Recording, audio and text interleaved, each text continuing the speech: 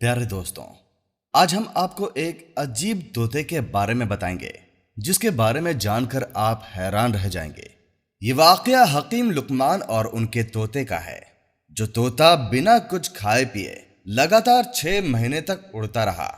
पूरा वाकया जानने के लिए आप इस वीडियो को आखिर तक जरूर देखें।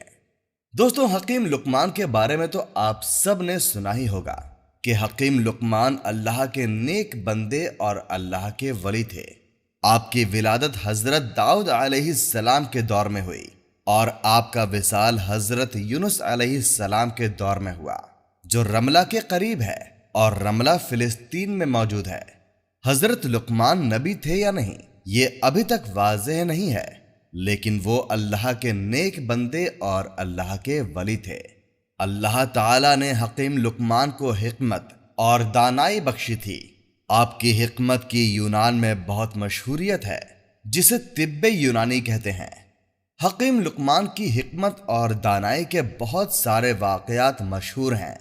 इनमें से एक वाकया आज मैं आप लोगों के सामने पेश कर रहा हूं। कहा जाता है कि हकीम लुकमान के दौर में हर चीज यानी हर बेजुबान पर जुबान थी। जड़ी बूटियां खुद बोलकर हकीम लुकमान को बता देती थीं कि हम इस मर्ज की दवा है या हमसे इस मर्ज की शिफा पालो। दोस्तों, हजरत हकीम लुकमान के हवाले से एक वाकया बहुत मशहूर है कि हकीम लुकमान ने समंदर के दूसरे किनारे को ढूंढने का इरादा किया। इनके पास एक तोता था जो इनसे कलाम किया करता था।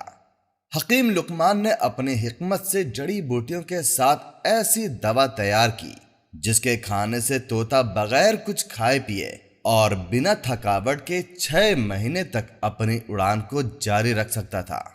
हकीम लुकमान ने 2 ऐसी गोलियां तैयार की, जिसमें से एक उन्होंने इस तोते को खिला दी और दूसरी उसके गले में बांध दी और तोते को नसीहत की कि इस गोली के खाने से 6 महीने तक बगैर किसी थकावट के और बगैर किसी भूख प्यास के तुम अपनी उड़ान को जारी रख सकते हो।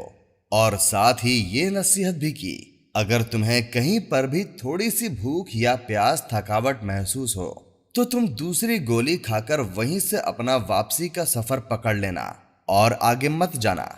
तोते ने हकीम लुकमान से इजाजत ली और समंदर की तरफ अपनी उड़ान को जारी कर दिया।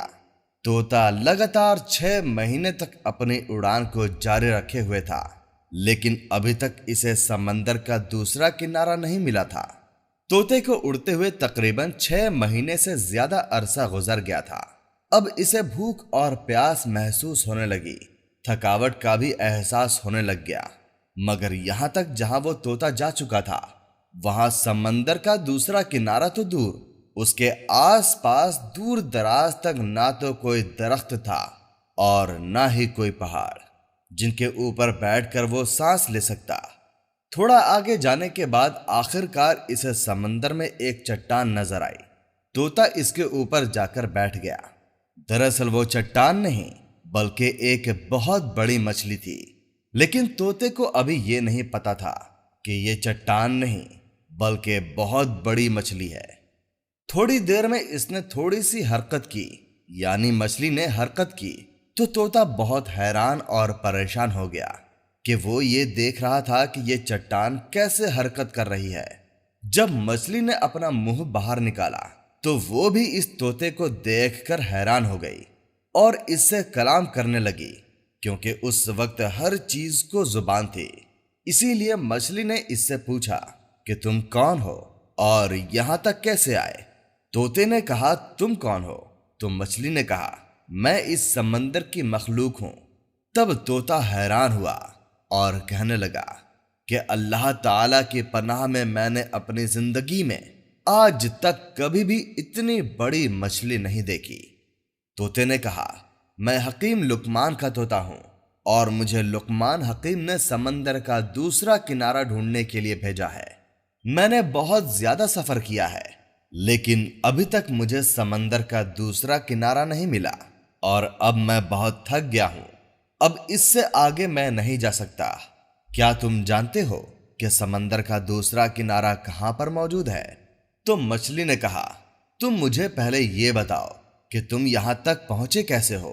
نہ تو یہاں کوئی پہاڑ ہے نہ ہی کوئی درخت جن کے اوپر بیٹھ کر تم سانس لے کر یہاں تک پہنچے ہو۔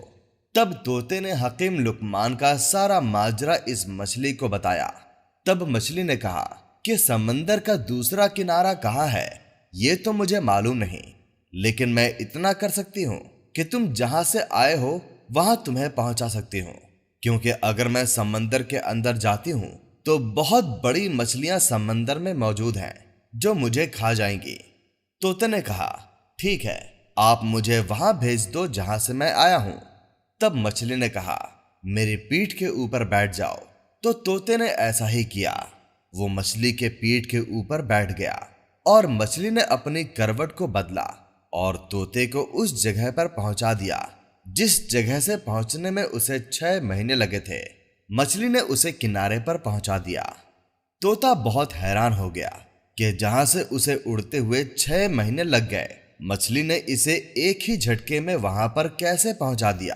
اور ابھی مچھلی یہ بھی دعویٰ کر رہی تھی کہ اس سے بڑی بڑی مچھلیاں سمندر میں موجود ہیں جس کی وجہ سے وہ آگے نہیں جا سکتی۔